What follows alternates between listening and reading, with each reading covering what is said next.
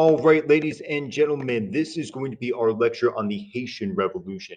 As a reminder, we previously looked at the Enlightenments. We looked at thinkers like John Locke and Jean-Jacques Rousseau, and we saw some of the justifications for these revolutions that we've now gone over. We looked at the American Revolution, and we saw how the Americans were able to overthrow the British. We then looked at the French Revolution, and we saw how most revolutions are, how they start as a group of moderates who want to change things, but eventually devolve into something that's much more radical and much more violent, as we saw in the Reign of Terror with Maximilian Robespierre. Now, in order to escape this reign of terror, there was an authoritarian strongman who brought everyone together and brought them out of the chaos. That particular individual was Napoleon for the French Revolution, but today in the Haitian Revolution, we'll see Toussaint Louverture is going to be that individual. He's going to be that authoritarian strongman. We'll also see that the Haitian Revolution occurs in part because of the French Revolution. So it's important to keep everything that we went over last lecture in mind.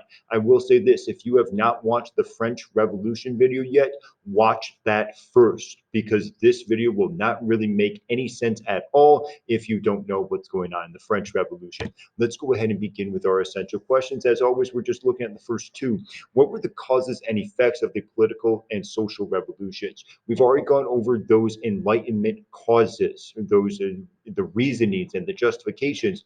And then we've gone over the more proximate causes, such as the government placing restrictions upon the people or the government overtaxing them because they are bankrupt. So we'll see more of that with Haiti today.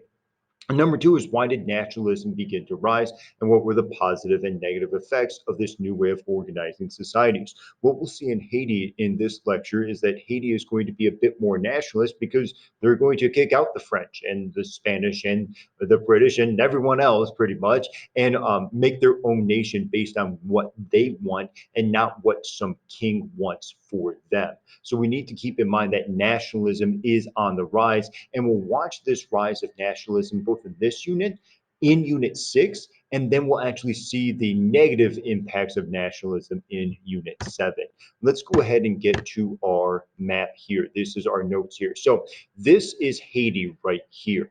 Here's Florida, to kind of just put you in the right spot there. Here's Florida, here's Cuba, here's Haiti. At this time period, Haiti is a colony of France, and Haiti is the wealthiest colony in France. That doesn't mean the people of Haiti are wealthy. In fact, the exact opposite. The people of Haiti are very, very poor. It means the people who own the land, the French, are the ones who are incredibly wealthy. Now, what is making them wealthy? Sugar and coffee. Here are a bunch of sugar and coffee plantations, and that sugar and coffee gets transported back to the old world, as we studied in Unit 4, and makes the plantation owners a whole lot of money. We also need to keep in mind that most of the people on Haiti, even today, are of African descent. Many African slaves from West Africa were brought to this area, Hispaniola, especially Haiti, here because of these sugar plantations and because of the coffee plantations. So we need to keep all of those things in mind. It's a French colony, and it's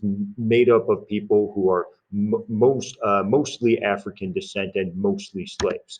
Now, if we look at the social classes in Haiti, what we'll see is that we have four of them, and every single social class has a reason to revolt against the French. The first one is the Grand Blancs. The Grand Blancs are the strong white farmers, is really what they are. They're the large whites. These are French and absentee landlords. So these absentee landlords own the land, and usually they spend most of their time back in France. Every once in a while they come on over to Haiti, they see how the land is going, but otherwise they kind of let someone else actually run it. They're the ones who are going to make a whole lot of money because they're the ones who own the land and therefore own the sugar and the coffee. However, they're upset with the French because the French control their businesses. As we saw with mercantilism, the mother country always controls the businesses of the colonies, and the Grand Blancs think that the French are being a little too controlling and they're establishing too many taxes and trade laws, and they want to open things up a little bit. So they don't want the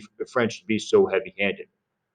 Then we have the free people of color. So these are people like mulattoes and mestizos, usually who have some color or who are of African or of native descent, but are free. for whatever reason there is. Sometimes they are able to buy their freedom. Sometimes their freedom is given to them by their fathers. Whatever it is, they are free people of color. They are could be wealthy. In fact, most of them were fairly wealthy, and some of them even had slaves of their own. But they face legal discrimination because of their skin color. So they want to revolt, and they want to be treated fairly, even though they are not white. Then you have the Petit Blancs. These are the poor white farmers. And they are very resentful of the Grand Blancs, who they see as having a whole lot of money, but they're also very resentful of the free people of color. And the Petit Blancs say, well, it's not fair because the free people of color, we can't discriminate against them, and they should be slaves, and we should be the ones who are wealthier. So they are very mad against the Grand Blancs and the free people of color. They do want independence from France, and they actually want a democracy. What they're worried about is that if they gain independence from France, that these Grand Blancs are just going to control everything, and the free people of color and the Petit Blancs won't be able to make any decisions. So they want more of a democracy. And in parentheses, I put kind of, because they want a democracy for themselves. The Petit Blancs want to be able to vote, but they certainly don't want the slaves to be able to vote. So it's not really a true democracy that they want. It's more of a democracy for us and slavery for everyone else. Slaves make up 90% of the population, and it's not too hard to imagine why the slaves would want to revolt against the government of the French colony here. So keep in mind, we have all four of these social classes, and all four of these social classes have a reason for revolution. We see that our pre-revolution causes come back up. So these are the same exact causes we saw in the American Revolution and the French Revolution. We have a bankrupt government. And the government's still France. And we went over in the French Revolution why the French government is bankrupt. They're still incredibly bankrupt, and they're relying on these sugar and coffee plantations. The government fails to respond to the needs. The Petit Blancs feel that they're not given enough money. They're not really given a chance to survive and even thrive. The free people of color aren't really given true freedom because they're often discriminated against. The slaves are definitely restricted, and they are not given their freedom at all. And even the Grand Blancs can't do whatever they want, and they are subject to French trade laws. And so the government fails to respond to any of those needs. And then there are restrictions, obviously, placed upon all of those people. The Petit Blancs can't make enough money. The free people of color are discriminated against. The Grand Blancs have to be controlled by the French trade laws. The slaves are literally slaves. So there's many restrictions placed upon a people. This makes it ripe for revolution, which is what we'll see here. Now, as always, revolutionaries need to unite. And there's a few pieces of information that we need to go over that aren't necessarily on the slide. First off, let's think back to our study of the French Revolution. We went over the Declaration of Rights of Man and Citizen, or the Doro-Mac.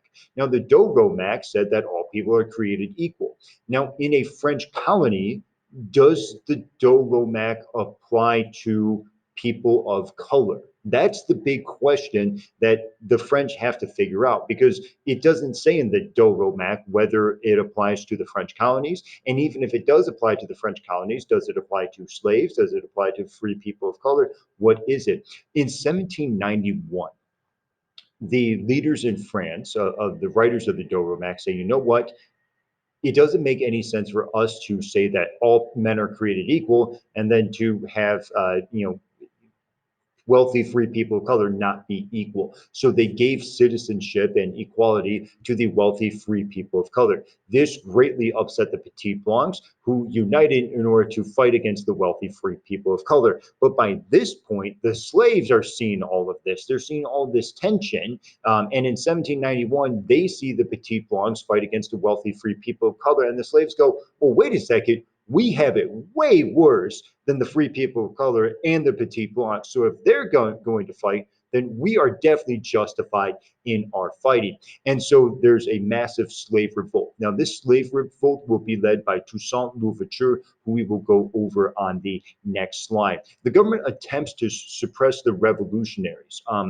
And they attempt to do so by bringing in force and using laws. So in some way, they try to stop the revolutionaries by allowing full citizenship to free people of color, which only upsets the petite blancs more. And as we'll see in a little bit, the French are eventually going to cave in and they are going to abolish slavery in Haiti as well. But we'll see that that's even not going to work to suppress the revolutionaries. Now, our main guy here is Toussaint Louverture. This is a name that we definitely need to know. In stages 2 and 3, we see the moderates fail to satisfy the rebels. We'll call the moderates the petite blancs. The petite blancs are fighting against the wealthy free people of color in order to, I guess, gain more freedom or at least gain a better social standing. But we see by this point that the moderates are failing to satisfy the radicals. Let's say the radicals are the slaves who are fed up with the lack of freedom and who want to revolt in order to gain that freedom. So they are certainly radical in their approach to their ends or to what they want to accomplish. They gain a whole lot of power. 90% of the population is slaves, so yeah, they have way more power than everyone else. And once they're organized under Toussaint Louverture, they become very disciplined as well, and they're able to actually unite and come together in order to get what they want. Now, in 1794, France is going to abolish slavery because they see this as a way to try to appease and hopefully stop the slave revolt that was currently going on. But what we see is that the British and the Spanish see this as an opportunity. They see the French as very, very weak. And so the British and Spanish could come in and possibly take over Haiti and own the sugar plantations and the coffee plantations for themselves, which would obviously greatly enrich them. So now the slaves, led by Toussaint Louverture, are against the British and the Spanish and the French, and there's much switching of sides. Toussaint Louverture starts as an officer in the French army, actually switches over to the Spanish army, switches back to the French army. We're not really going to get into all of that because it's not necessary for us. 1798, the British and the Spanish are gone. The French are gone as well. Now, Haiti is still at this point considered a French colony, although they have much more autonomy under Toussaint Louverture. Now, Toussaint Louverture, by this point, wants to consolidate his rule, and he actually has to go through a civil war against Andre Rigaud in order to do so. So there's a civil war even after the British and the Spanish are gone, which really shows how much of a reign of terror this is and how long this reign of terror is, because you have a slave revolt combined with fighting against 3 European nations, combined with a civil war, all within the time span of about 10 or 11 years. So there's a lot going on there. Toussaint Louverture, once he finally consolidates his power on the island, frees the people. There's no longer any slaves, but there still needs to be this sharecropping that occurs. Toussaint Louverture says, well, look, yeah, just because you guys aren't slaves doesn't mean you go do whatever you want. Like, someone still has to grow sugar, someone still has to grow coffee. That way we can make a lot of money and actually have a society. People really don't like this that much, and for pretty obvious reasons there. So Toussaint Louverture loses a little bit of his popularity. But then we get Napoleon. Once again, Napoleon can never stay away. We already had Napoleon. We got rid of Napoleon. Then he came back. Then we got rid of him again. Here he is. So Napoleon in 1802 wants to rebuild the French Empire in the New World. In addition to that, he's going to be fighting a whole lot of wars in Europe. Wars cost a whole lot of money. Where could he get money from? Oh, that's right, the wealthiest French colony, Haiti. And so he sends his nephew, Leclerc, in order to go back to Haiti in order to reinstitute slavery. Obviously, the Haitians under Toussaint Louverture do not take too kindly to this, and they revolt against the French yet again. Toussaint Louverture is captured in 1802 and is actually taken to a French prison and dies in 1803. But while he is in prison, his right-hand man, Jacques Dessalines, steps up and leads the Haitian, I was still going to call it a slave revolt, but they're not slaves anymore. So he's going to lead the Haitian army against the French. The French lose because they're not on their home turf and because of horrible diseases like yellow fever. So the French eventually leave in 1803, and on January 1st, 1804, official independence is declared for Haiti. Why is this so important? Well, one, it shows us that revolutions follow a very similar path. I mean, this revolution had moderates and radicals. It had a strong man emerge in order to unite people. It had a reign of terror, just like the French Revolution. Most of the revolutions in world history are of that nature. It's the American Revolution that's a little unique and a little bit different because it didn't have the reign of terror and there was not a split between moderates and radicals. But the second reason this is so important, and arguably the more important reason, is that this is the first successful slave revolt in the New World. I guess to say the first one is a little incorrect because there were some slave revolts that were successful, but those slave revolts that were successful prior to the Haitian Revolution were incredibly small and really inconsequential. This is the first massive successful slave revolt. This is the first time slaves were able to really overthrow their conquerors and overthrow these European powers. And so it's incredibly important for us to know that. Now, in our next few lessons, you'll have to do them by yourself over winter break, but we'll be looking at the revolutions of 1848 and we'll be looking at the Latin American revolutions as well.